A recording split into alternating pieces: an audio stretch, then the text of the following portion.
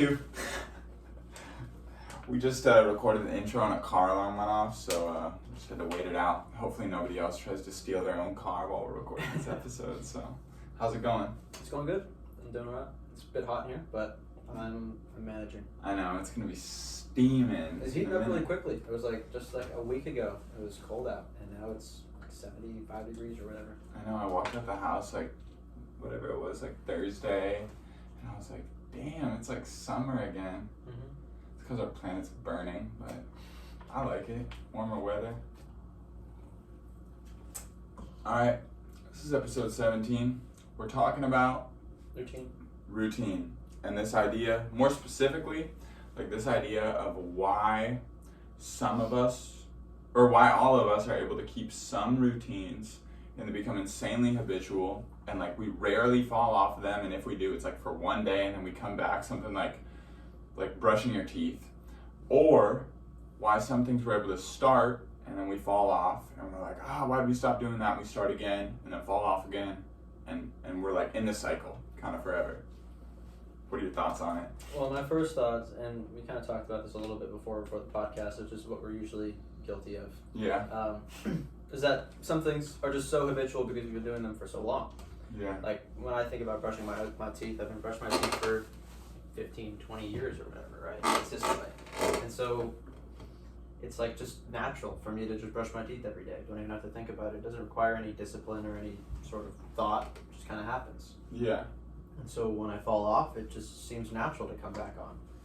Doesn't require any effort. Whereas something else that, I haven't been doing for so long, working out, or even some of the other habits I really like, reading and meditating, I haven't been doing them for 20 years every single day, right? So they're not natural to me yet. So in order to sometimes I'll fall off of them for a few days or a week or whatever. And it takes some effort to get back into the cycle of doing them. Yeah. And then so the question that we just solved, and I had an amazing spiritual revelation before we started recording, but the question I was really wondering is if we fall off routines and get back on and fall off and get back on, and they're things that we legitimately want to do. For instance, me and you both want to work out a certain amount of days every week. That's a goal. There's no part of our brain that's no, we don't want to work out. No, I want to be in the gym. It makes me feel good. It's good for my health. So what's wrong with me on the days that I don't do that? And some people would say, who are maybe more soft than we are on this podcast, would say that we're all just going to make mistakes. And we're going to come off and come back on and come off and come back on. And that may be true, but then why is it that some people are able to be insanely more diligent and more disciplined than other people?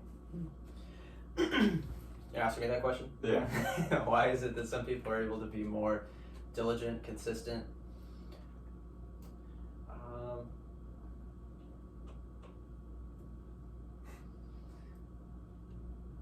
It could just be that they have a strong will. Yeah, I think we talked about this on one episode in the past too, where you asked me about why aren't we like Jocko, for example? Yeah, or Goggins. And then I went into this whole thing of us having different experiences and how that shapes us, and how that we're individuals and we can't expect to be exactly like other people or even share the same characteristics. But I think there's probably a different explanation than just that. I think that plays into it. Absolutely. So I think and then we'll discuss this, I think that the reason that we fall off is because, I'll just start it off with this, is that there's two ways to look at a habit. You're either doing a habit because of one of two things. Because you believe that by not doing that habit, something really terrible is going to happen. And by not doing that habit every day or every week or every month or whatever your goal is, something terrible is going to happen that you don't want to happen. Or you're doing that habit because you think by doing that habit, something really, really great is going to happen. Those are the only two reasons, Right. Yeah, and that goes into what we were talking about before, which is prospect theory. The Yeah. idea that we're more motivated to avoid pain than we are to seek pleasure or seek gain. And so if your habits are primarily motivated by wanting to gain something, that's not as powerful as a motivator as if you were trying to avoid pain. Which, when we started talking about the kind of habits that we have and how a lot of the habits I have are more motivated by wanting to gain something. Whereas for you, you were describing to me how a lot of what you're doing is to try to avoid a deep level of pain that you experienced in the past. Yeah. Right? So should I give the music? There, Yeah. Finish what you're saying. yeah, so and that kind of also helps to explain why you're a bit more diligent, consistent, and just driven to maintain the routines that you have in your life, is because you're motivated by the aversion of loss. Whereas for me, I have a tendency to fall off a little bit more because I don't really have that much aversion to loss because I haven't suffered too much. I haven't experienced that bottom, right? So I'm more motivated to gain, and that motivation just isn't as strong. Right, and I think, the music thing is funny, and I'll bring it up, but like I think a more prominent example is like my sobriety. Like it's something I've gotten a triple plus on for the last almost 3.5 years with no mistake. Mm. And the only reason I've been able to do that is because by falling out of that habit for 1 hour or 1 day or like one drink or one hit of a blunt is insanely risky and insanely damaging. Right. And there's it's not even motivated. Maybe in the beginning it was more motivated by this thought of like, oh, I want to get sober because my life is not well right now. The way I feel is terrible and like I want something better. But the most strong amounts of sobriety that I've had in the last 3.5 years have been driven by this idea of like, I do not want to be back there. Right. When I'm in a lot of pain and like that drink or that drug starts looking kind of good, my sobriety gets insanely strong because I become super fearful of being back there. Right. Or if I meet somebody who's struggling and I see what they look like and I can relate to them, I'm like, I do not want to be back there. And so the habit of staying sober every day and doing whatever I need to do to stay sober every day becomes so much more like important, and I become so much more willing to do it because I'm like, I don't want to be the crackhead outside, Right. Yeah, that's a very powerful motivator. So I'm wondering how like people who are more like myself, who I guess tend to have that struggle of falling off. Like for a little bit of context here, I've been having a pretty consistent routine for the past month. So January was like probably the most consistent and focused I've ever been. It was like every single day. It was beautiful. Boom. But I recently moved, and I used moving as an excuse subconsciously, probably consciously, to fall off of my routine. And so the past week or whatever, I haven't been as consistent as I want to be. I haven't been doing the things I know I should be doing, and it's making me feel like shit. And like I'm just gonna interrupt really quick because like for anyone watching this who's like, oh wow, it seems crazy to be like dissecting the brain just because you fell off your routine for a week. It's not that falling off a routine for a week is a big deal. Like it's not. Like it's kind of funny though, because I don't think most people. That seems so normal to me. It's like to other people that might seem kind of weird and crazy. Like he's dissecting his whole brain because. Yeah, it's like this is a normal thing, but I think what we do, both in our personal lives, but especially on this podcast, is we want to understand the why. Mm-hmm. It's not like, oh my God, if you fall off a routine for a week, like. You're gonna die young and be a failure at life. It's just like we want to know why it happens. Yeah, why it happens and how you can maybe prevent that from happening at least as frequently. Yeah. Because if I can not fall off my routine for a week ever again, I would like that. It sounds awesome. Is that realistic? No, I'll probably fall off again sometime in the future, but I'd like to prevent it from happening as much as I can. Right.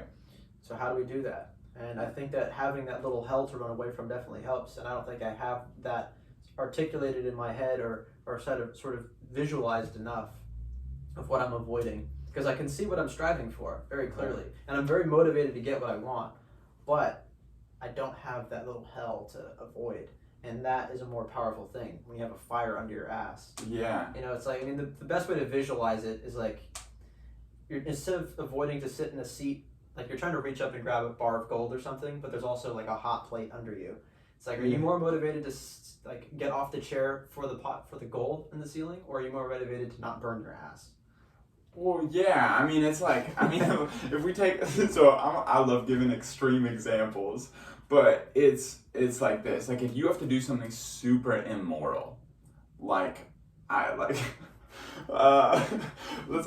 say this, if you have to do something super immoral, okay, let's take the old country example, like you gotta shoot a dog. Let's talk about shooting a dog. If somebody's like, you gotta shoot a dog for $10,000. Let's make it $100K, because like maybe you might do that. Like honestly, I probably wouldn't, because I just feel like that'll come at some point. I really don't want to kill a dog. Yeah. But like, let's just say like you gotta kill a dog for $100K. You're gonna sit there, especially if you're a super money motivated person, you're gonna be like, I don't know if I could do that. But if you gotta shoot the dog to save your whole family from being kidnapped and skinned, you're gonna shoot the dog. Yeah. You're gonna shoot the dog, and like that's a super, super extreme example, but it's the same thing you're talking about. Your family, it could just be you. Like, yeah. If somebody said to me like, okay, you have to kill this dog or we're gonna skin your leg, I'm shooting the dog. I'm sorry, I'm not having my leg skinned. That's just so unpleasant, right? That's not a good experience. Yeah. But if it was for $100K, you'd be like, no. I don't even think I would for $1 million. Me neither. I'll make that on my own, doing what I want to do. Yeah, absolutely.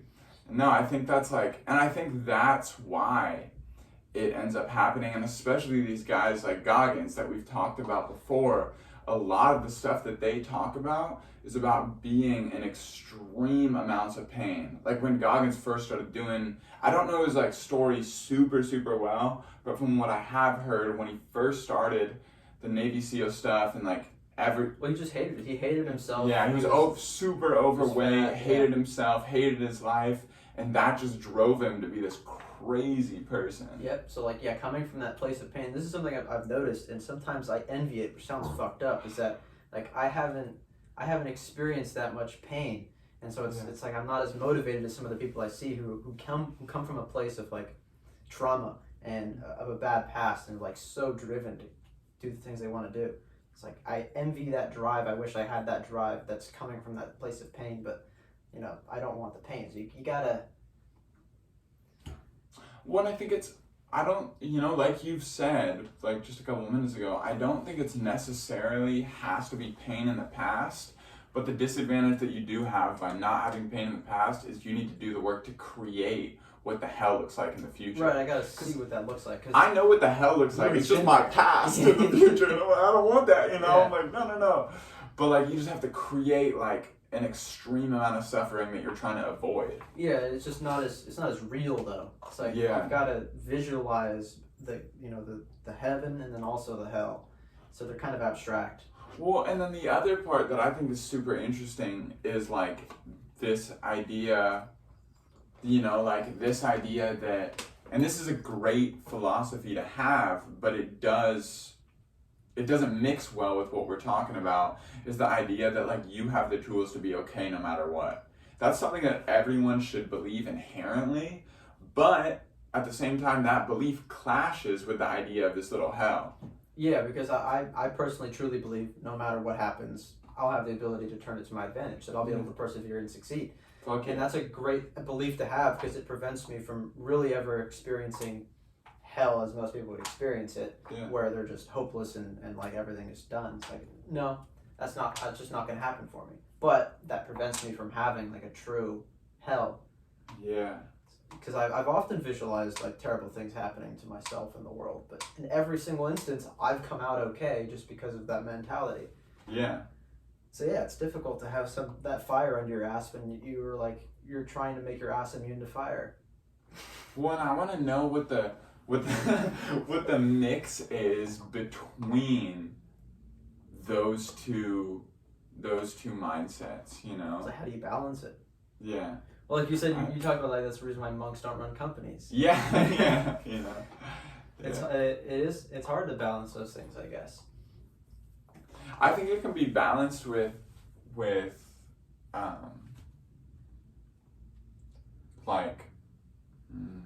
don't know. I think it can be balanced with the idea of being in the present. Is that the more, like, most of my belief that I'm okay is just centered in the present. Like, and so, like, I believe I'll be okay no matter what, but more so, I just believe that I'm okay right now. And the other stuff is a future problem, which allows my thoughts about the future to be more centered in the hell, but the hell doesn't pollute my present mindset. I don't know if I explained that right. I mean, I kind of get it, but I don't know if I fully understand. So I just believe that I'm okay right now. Yeah. Like, that's all that I care about, is that, like, right now, like, I have a meal in me, like, we're on here talking about some cool shit, like, I got work later, bills are paid, like, we're fine. You know, everything's good. And all of my belief is just in the present. I'm not worried about being okay tomorrow. And side note, like, I'm not this monk that stays in the present all the time. Like, I'm insanely ingrained in the future and fucking having anxiety and all this different other shit. But what I try to do is just have all my focus is I'm okay right now. And then instead of having all my thoughts being like, oh, I'll be okay in the future no matter what, you know, I could do this and do this and do this and do this. I'm okay right now. That's all that matters. Okay, period, end of story, cut scene. And then it's a whole different thing that, oh, but if I don't continue what I'm doing right now and don't do all these things, then I won't be okay in the future. Huh. Yeah, that's interesting because I don't think like that at all. I think more about like, because the actual phrase "no matter what happens" is future oriented. Yeah. It's like I'm not okay right now. Trying to like, I mean I am, but like I guess I am okay. Like I don't feel like I'm dying or anything. Yeah. Like, I don't feel under like pressure of death and like everything's gonna fall apart. That doesn't feel. I don't feel that way. Yeah. But I also don't feel that way about the future. It's just no matter what happens, like I'll figure it out. That's inherently in the future. So I'm always thinking about how to secure my future, I guess. So maybe I should be more present oriented. That might help. It's such a weird balance, bro, because it's so important to have both, at least for me, but they're so hard to like mesh together. You know, like, and I've struggled with that too, because like in recovery, a lot of recovery is about being present. Hey, things are okay right now. You know, like you're doing good, you're moving towards a better path. You know, like you're helping other guys, you're sober today. Like that's a lot of what you hear in recovery. And I'm an insanely ambitious person. So I've clashed with the mindset that recovery has taught me too. Because I'm like, well, I want this, and this. And then a lot in recovery is just talking about like contentment and just like really what you're talking about. It's possible to be satisfied with everything that you have right now. Yeah. And like that's like it's challenging because I could just become satisfied with my current situation like completely and just be very happy. Yeah. To the end of time. Just perfectly okay. Yeah. But like I don't know if I should, like, it's a weird thing because I want more, but I don't have to want more. I could get rid of that and be content. And that's what, you know, a lot of philosophies talk about. Like, Buddhism talks about the root of suffering being attachment. Yeah. I can let go of my attachments. Yeah. Stoicism talks about the same thing, you know, being content with your lot. And that it's sometimes it's foolish to want more because you're subjecting yourself to suffering unnecessarily. Yeah. So how do you balance that with having ambitions? Because I want a little bit of that, you know. I want to be happy with what I have. I want to be content with my lot, but I also want to strive for more and help other people. Like I want to have goals and strive towards things. And I want to be, you know, I want to feel okay with where I'm at, and I want to, you know, have this belief that no matter what happens, I'll be secure. But I also want to have that fire under my ass, like I've said, that motivates me to pursue something that's out of my comfort zone that seems beyond me. Well, and I think the thing is, so I'm like listening to you and trying to think about like, what is it actually? Like before the podcast, I was telling him like the reason that I started music is because I was like sure I was going to kill myself in early sobriety. And I was like, well, let me just make some music and then I'll be able to kill myself. And I made music and realized, you know, I dropped my first EP and realized I had more to say. So my entire drive from that, along with passion too, it's not like I don't have passion for it, is just me avoiding my own death. Right. Which makes me like insanely driven to do it. But I think like the most real thing I can say is regret. Like that's what really haunts me, and that's what I like that Gary Vee talks about, is that like I know I'm fully capable of turning music into a career no matter what, and selling out Shoreline Amphitheater at 20,000 people. Like I know I'm capable of doing that, and I know if I don't do that, yes, I'll have kids, yes, I'll have a family, yes, I'll live a wonderful life, but I will lay on my deathbed and I will feel regret, you know? And like that haunts me. So there is some conscious belief of like, you know, like things will turn out all right. It's not like the world's gonna end. Like I don't necessarily believe that I'll kill myself if I stop making music now, you know? I mean, I hope not, you know, like, but I do believe that those feelings of regret around intermission, you gotta say hi. Yeah, you gotta introduce yourself now. It's too Hello. Late. Put your head in the frame. Guess smile with your teeth.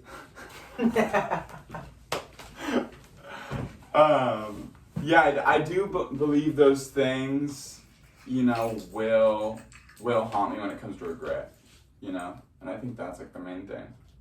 You're leaving? Yeah. I won't see you till tonight. Oh, really? Yeah. Where are you going? Do your laundry. Okay. You won't be back at like 1:30?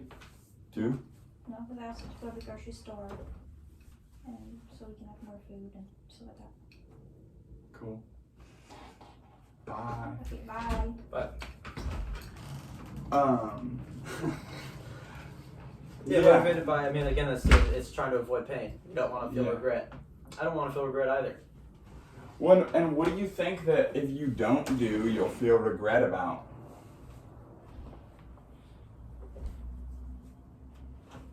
I don't know, because I'm really rational. So, like, I forget, there's just one quote by Benjamin Franklin. It was like, I can't, I'm gonna butcher it, so I'm not even gonna try. I'll paraphrase. Yeah. Basically, he was saying that since we're rational, we have the ability to sort of rationalize anything. So, Yeah. I could just not feel regret by rationalizing my way out of it. Yeah. At least in theory. Yeah. No, I think you can. One, I think that's what most people do. Like, I think that is like, I mean, I think when we, you know, and something I've been guilty of before, this is kind of a side note, is like demonizing anyone who doesn't have like a super abstract career and be like, oh, you gave up your dreams. Like, that's not true. Like, my dad's a software engineer and like, that's what he loves to do. I didn't even know that your dad Yeah. did that. He's a software engineer? He's a software I never engineer. knew that. He's been like a nerd since he was like 10, and like that's what he loves to do. Huh. And my mom is a special ed preschool teacher. Like that's her passion and that's what she loves to do. But I think with a lot of people that end up getting jobs that they're not satisfied with, which there is a lot of, but it's not everyone. You know, it's not everyone who's not a rock star or business owner. Right. I used to be like that, like, oh, you work a 9 to 5, you gave up your dreams. Yeah. But you know, it's not everyone. But for the people that it is, I think that's what happens, is people rationalize it. You know, because everyone or a lot of people have dreams like that when they're a little kid. You know, like they want to do this and do this and do this and do this.